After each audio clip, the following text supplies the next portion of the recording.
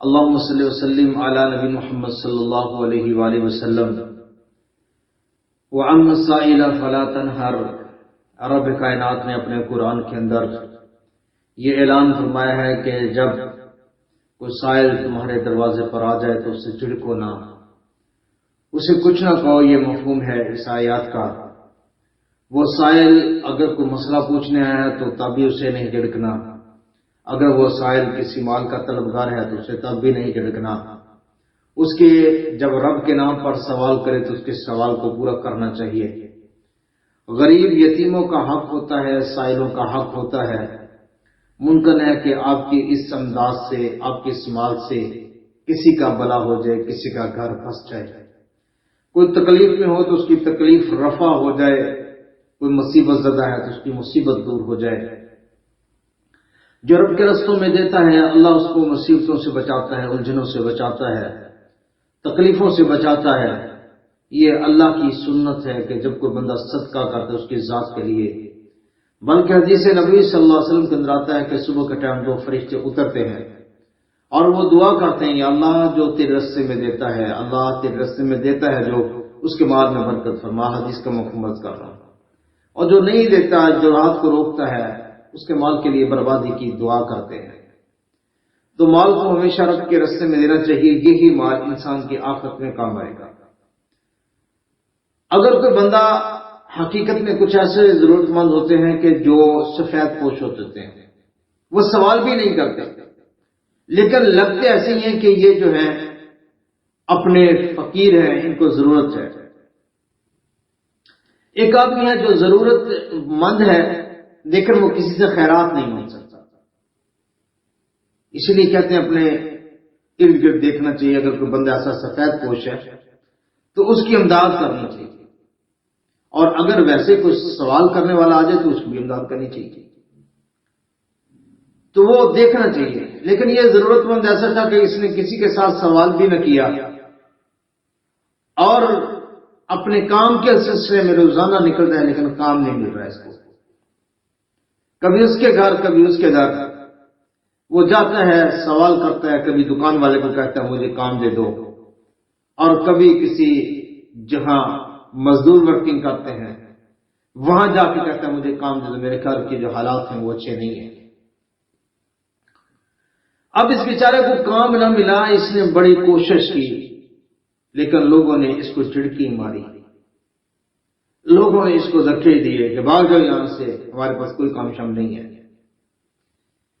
اس بیچارے کو اسی وقت یہ جو کڈنی جو پرچیز کرتے ہیں، لیتے ہیں، خریدتے ہیں لوگوں سے، وہ مل گئے، انہوں نے جھانسا دیا اور اس کی ایک کڈنی لے لی۔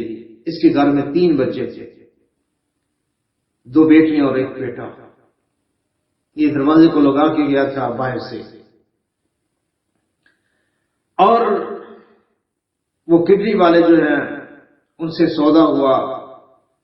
اس نے کہا کہ اس سے اتنا بڑا کام ہے، جلدی سے میں واپس آ جاؤں گا۔ بچے جو تھے وہ گھر کے اندر تھے۔ آپ ہاسپٹل کے اندر گیا، انہوں نے اس کی ایک کڈنی نکالا۔ جب انہوں نے وہ کڈنی نکالی تو یہ بے ہوش ہو گیا۔ 3-4 دن وہاں پڑا رہا، 3-4 دن کے بعد سے ہوش آیا تو اس نے ان سے اپنے پیسوں کا مطالبہ کیا، انہوں نے پیسے دیے۔ یہ پیسے لے کر باہر نکلا، دکان سے چیزیں خریدی، اپنے گھر کی طرف رواں ہوا تو وہاں ایک آدمی نے کہا آج ڈیٹ کیا ہے، تو دوسرے کہا فلاں ڈیٹ۔ یہ پریشان سا ہو گیا، اس نے دوبارہ جاننے کی کوشش کی ڈیٹ کیا ہے، تو میں جب ڈیٹ بتائی تو یہ پریشان ہو گیا کہ مجھے 4 دن ہو گئے اپنے گھر سے نکلے، بھاگا گھر کے اندر گیا، جا کے دروازہ کھولا تو 3 کے 3 بچے بھوک کے ساتھ مر گئے۔ سوال پیدا ہوتا ہے کہ لوگوں اپنے ارد گرد ضرور دیکھا کریں، اگر کوئی یتیم ہے، مسکین ہے، لاوارث ہے، اس کی مدد کر دیا کریں خدا را۔ یہ غریب آدمی بھی وہاں بیٹھ گیا، روتا رہا کہ یہ میرے ساتھ کیا ہوا، کیونکہ بچوں کی والدہ نہیں تھی سر کے اوپر۔ خدا را اگر آپ سے کوئی بندہ بھیک نہ مانگے، کام مانگے کہ بھئی کام کے لیے، تو جہاں تک ہو سکے اس کی مدد کرنا آپ کا فرض ہے، اس کو کام دلا دیں کہیں۔ نبی اکرم صلی اللہ علیہ وسلم کے پاس بھی تو ایک آدمی آیا تھا، اس نے بھی تو سوال کیا تھا، لیکن نبی اکرم صلی اللہ علیہ وسلم نے پوچھا کہ تمہارے پاس کچھ ہے؟ تو اس نے کہا تھا کہ میرے پاس یا نبی اللہ ایک پیالہ ہے، یہ کمبل ہے۔ کہا جا لے کر آؤ، لے کر آئے تو صحابہ کے اندر 2 درہم کے اندر چینج ان کو بیچ دیا، ایک اس کو دے دیا، ایک کے لیے کہا کلہاڑی لے کر آؤ، تو کلہاڑی لے کے آیا، اس کا دستہ جو ہے اس میں اس کو فٹ کر کے نبی اکرم صلی اللہ علیہ وسلم نے اسے کہا جنگل میں جاؤ لکڑی کاٹو۔ وہ لکڑی کاٹتا رہا اور اس کے پاس دن و دینار آنے شروع ہو گئے۔ ایک دن نبی اکرم صلی اللہ علیہ وسلم کو ملا تو اس کے ہاتھ کے اوپر زخم تھے، وہ کلہاڑی جو اس سے ورکنگ کرتا تھا۔ حضور نبی اکرم صلی اللہ علیہ وسلم کی حدیث کا مفہوم ہے کہ آپ نے ہاتھوں کو اس کو بوسہ دیا کہ میں القاسم و حبیب اللہ، جو ہاتھ سے کام کرتا ہے، محنت کرتا ہے، اللہ اس کا دوست ہے، اللہ اس کو دوست رکھتا ہے۔ حدیث کا مفہوم بات کر رہا ہوں۔ تو میرے بھائی اگر کوئی سوال نہ کرے لیکن آپ کو لگے ضرورت مند، اس کی ضرورت کو پورا کر دیا کریں، اگر کوئی سوال کرے تو اس کے سوال کو تو پورا کرنا پڑے گا۔ اور اگر آپ کے پاس کچھ نہیں ہے تو دھکے نہ دیا کریں، کم از کم دھکے نہ دیا کریں، اس کو ایسے نکال نہ دیا کریں، آنسر اللہ سے جواب دیا کریں۔ جو یتیموں کے ساتھ ان کو دھکے دے، میرے رب کائنات نے کیا فرمایا قرآن کے اندر، ارائیت الذی یکذب بالدین فذلک الذی یدعو الیتیم، کہ وہ بندہ جو ہے وہ آخرت کا انکار کرنے والا بن جاتا ہے،